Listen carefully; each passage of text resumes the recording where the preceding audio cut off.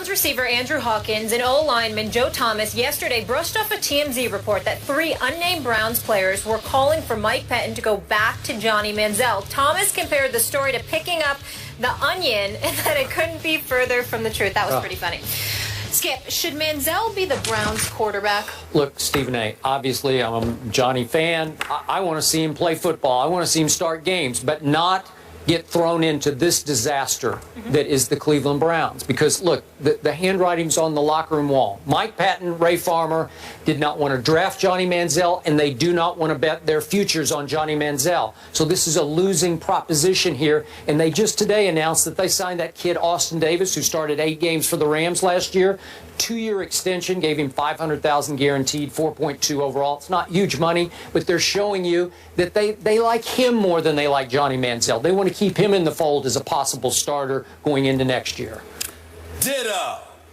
That's all I have to say. I'm looking at the schedule. San Diego, Baltimore, Denver, St. Louis, Arizona, Cincinnati, and Pittsburgh. Those are your next 7 games. You shouldn't want to see Johnny Manziel in there, because if you said otherwise, I was going to sit up here and ask you, I was going to read out these games. I'm going to say to you, do you really want Johnny Manziel in there at this particular moment? But I think he wants to. I don't think so, but I know he wants to be in there. Well, sure he does. I know he wants to. And I do believe some of his teammates would like to see him in there. I know a whole bunch of those fans. It would be much more fun to watch them lose with Johnny than lose with Let me show you this. They will see him. Against these defenses, I promise you, McCown's not going to last. might not last. Manziel will be back in. No, God bless him. God bless him. We don't wish anything. I'm not talking about him getting hurt. He's just going to get taken that game. Johnny could win more games than McCown? I don't think either of them can win more games. You're probably right about that, too. It's more about the team as a whole than the quarterback. The team stinks offensively. Totally get it. Great having you in studio. Let's make it a thing. I might think about coming back tomorrow. It depends on how Skip acts. Well, I don't know about that outfit. You must be crazy. The Federal Appeals Court has granted a request by the NFL and NFLPA to expedite a hearing on the league's appeal of the ruling that struck down the Tom Brady suspension. The move basically guarantees Brady will play the entire regular season and postseason without the threat of being suspended for his role in Deflategate. Good news for Brady and the Patriots, considering that the wild card playoffs begin January 9th, 2016. The AFC and NFC championship games are set for January 24th, and the Super Bowl is scheduled for February 7th. Right now, the earliest the appeal will be heard is the week of February 1st. Stephen A.? Well, I think the time has arrived to concede that Skip Bayless was absolutely right. Thank you. I think the time has arrived. Well, I mean, if it means so much to you, congratulations. Okay, you were right about Tom Brady winning this case. Because as far as I'm concerned, the NFL has officially lost. Even when Judge Richard Berman came down with the decision to rescind Roger Goodell's 4-game suspension, okay, and you know, on September 3rd, here's the bottom line. At the end of the day, you're thinking that the NFL still has a right to appeal, and the appeal could end up being heard before the playoffs, and Tom Brady can end up suffering the consequences. This essentially ensures that Tom Brady is not going to be affected in terms of being on the field for the entire season. It is time for the NFL to cut bait and to drop this all together. Oh, really? And let me tell you something. I'm gonna go a step further here, because here's the reality, Skip.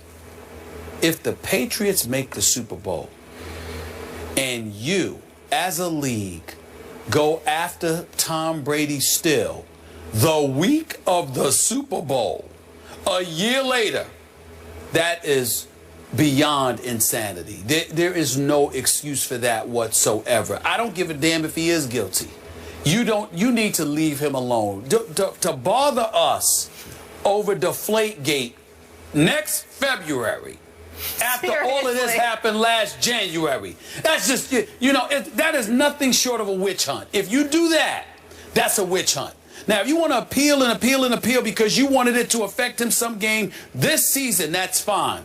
But since the case won't even be heard until the week of the Super Bowl, okay, at the very earliest, you can't allow this to even be a story. If you do this, it's beyond football. It's beyond. You have contaminated the game, and you're contaminating your own Super Bowl. Wow.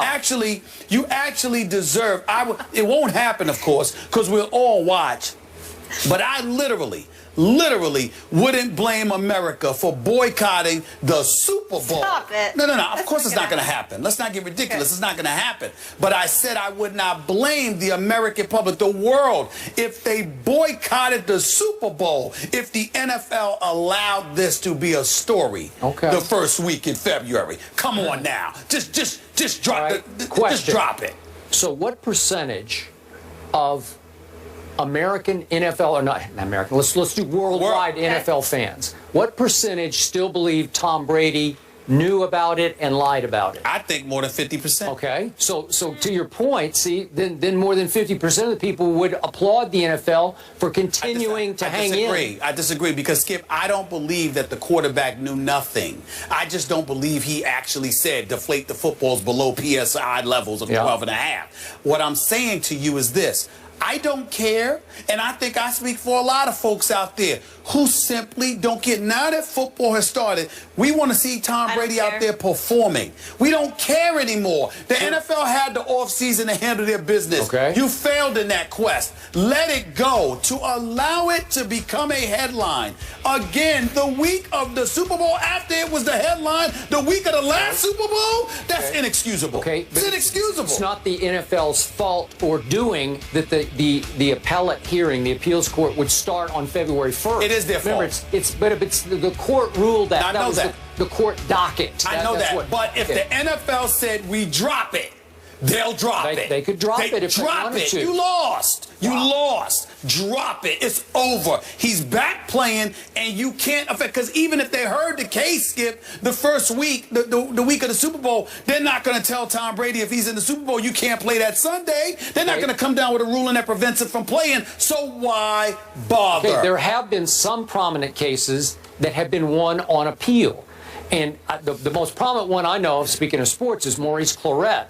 And it was the greatest injustice, I think, in American sports history that Maurice Clarett won at the circuit court level, at the Judge Berman level, and then lost on appeal to the NFL about could he play as But that's not my issue. My issue, again, is it ain't even whether or not they can win.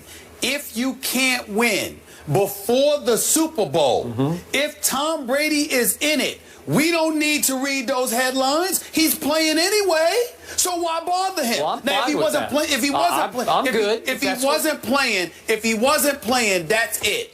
But if the NFL allows this story to contaminate a second consecutive Super Bowl week and Super Bowl, even though Tom Brady is playing, that is tantamount to a flagrant witch hunt. Okay. Let it go. Brady Witch Let it go. I love it. Let it go. If I can let anybody, listen, let it go. He beat him. Okay. He beat him. Let it go. Let it go. Could I take one last second? Sure. For one last time to thank Judge Berman for having the guts to stand up to the National Football League and to put Roger Goodell in his place and to basically ridicule the shaky case made by the Wells Report against Tom Brady. Thank you, Judge Berman. No, but it's the truth. It just took one man to do this. Roger Goodell works for the owners. Stop giving them a pass. He does what they tell him to do. If they told Roger Goodell to drop it, otherwise he was jeopardizing his $44 million a year salary, Roger Goodell is not going to jeopardize $44 million so he can get Tom Brady on deflated football. I don't care. Tom Brady right wins. Here, and the rest of America. Tom Brady wins on the field. He wins off the field. It's he wins in over. court. He wins in the end zone. Hashtag team. I don't care about deflation. He ain't gonna win the Super Bowl this year. I do care about this next subject, though. He will be Johnny backup for another week, but should he be the starter? The guys will get into that after the break.